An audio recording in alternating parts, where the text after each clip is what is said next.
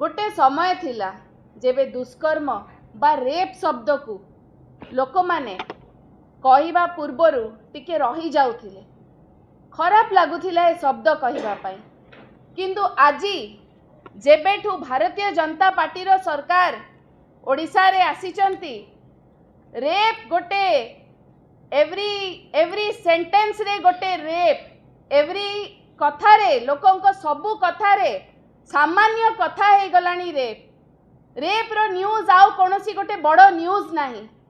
एते साधारण एते नॉर्मलाइज करि देइचंती रेप को। एया न्याय दउचंती महिला मानकु, एया सुरक्षा दउचंती शिशु मानकु ना। एठी शिशु कन्या माने सुरक्षित अछंती ना, एठी छोटो झियो माने सुरक्षित अछंती ना, एठी कॉलेज गोइंग गर्ल्स माने सुरक्षित अछंती ना, महिला माने सुरक्षित अछंती। कौन चलीची आईन श्रृंखला परिस्थिति एपरी विपर्यस्त हो साराणी।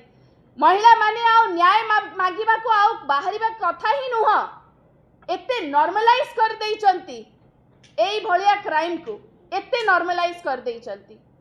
भरतपुर थाना रो रेकॉर्ड कौन आपण माने समस्ते जानिचंती, ओडिशावासी जानि सरचंती। भरतपुर थाना रो रेकॉर्ड कौन, एई घटनाटी सेई थाना रो जो विक्टिम मो मनरू तांकु साधुवाद देवी एतिकी साहस सहित से केते हताश हेइथिबे। आपण भाबंतु गोटे महिलाटी केते हताश हेइथिबो जेतेबेले से निजर प्रमाण, निजर परिचय, निजर ना सहित बाहर को आसिकी एते बड़ घटना को कहिला।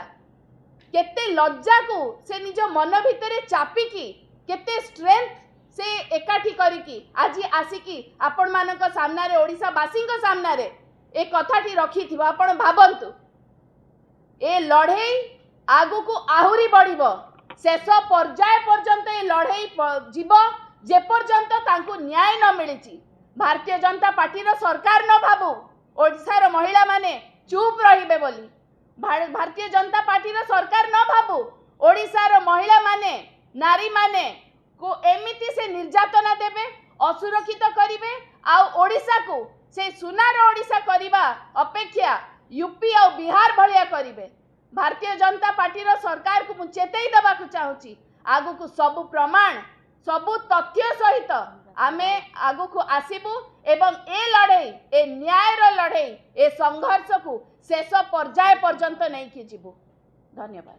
आउ गोटे इनफॉरमेशन दबार थिला, राति अधरे गुंगुर मिश्र को कॉल करिकी नेगेटिव फेवर मागुथिबा पुलिस डिपार्टमेंट रो से एसआई ना होची गंगाधर राउल एवं ता उपरे भी एक्शन निया जाऊ। गंगाधर राउल, आर सतीश राव, सर्वेश्वर दास एवं चतुर्थ होचंदी पार्थ सारथी स्वाई। 4 जन को ऊपर इनक्वारी हो एवं इनक्वारी फेयर हो जदि न करा जिवो आमे विक्टिम पछरे अछु, आमे गुंगुर मिश्र को पछरे ठिया आइचु। ए लड़ाई निश्चिंत भाव में निर्णायक मोड़ नब और अंतिम पर्यायर पहुँचब। आज ये प्रेस वार्ता रे बिजु जनता दल शपथ करुच्छ। अनेक अनेक धन्यवाद।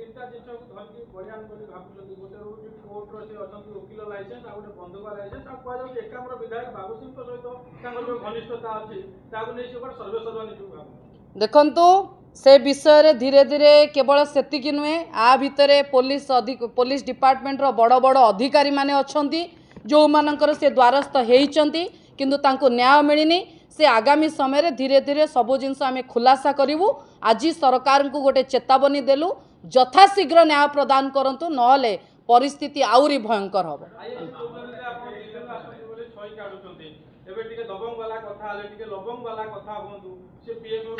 से विषय रे काली निजे गुंगुर मिश्र क्लियर करिसंती। आगामी समय रे मध्य से सम्मुख को आसी क्लियर करिवे। तांको बळी गोटे साहसी महिला को मु प्रेस वार्ता रे अनेक अनेक धन्यवाद ज्ञापन करुच्ची। तांको बळी महिला माने आगु को आसी कहिबा मन भितर बहुत साहसिकता दरकार अछि, तेणु से विषय सी तांकर अवगत करिवे। किंतु ए घटना 2025 मसीह रु हेलानी, प्रायतः 1 वर्ष पाखापाखि सरकार वर्तमान सुधा न्याय दबारे विफल एवं एइथरो क्लियर होउची पुलिस डिपार्टमेंट रे न्याय पाइबा को हेले पैसा दबा को पड़े एवं फेवर दबा को पड़े, नहले आपणक कथा सेठी किए सुनिबनी। केवल नाली गामुछा मानकर कथा शुणा जार बेकरे नाली गामुचा जो माने सरकारी दलर नेता मंत्री पाख लोक से फेवर केस जीव इवन रेप करिवार प्रूफ थाई कि एथरू क्लियर हो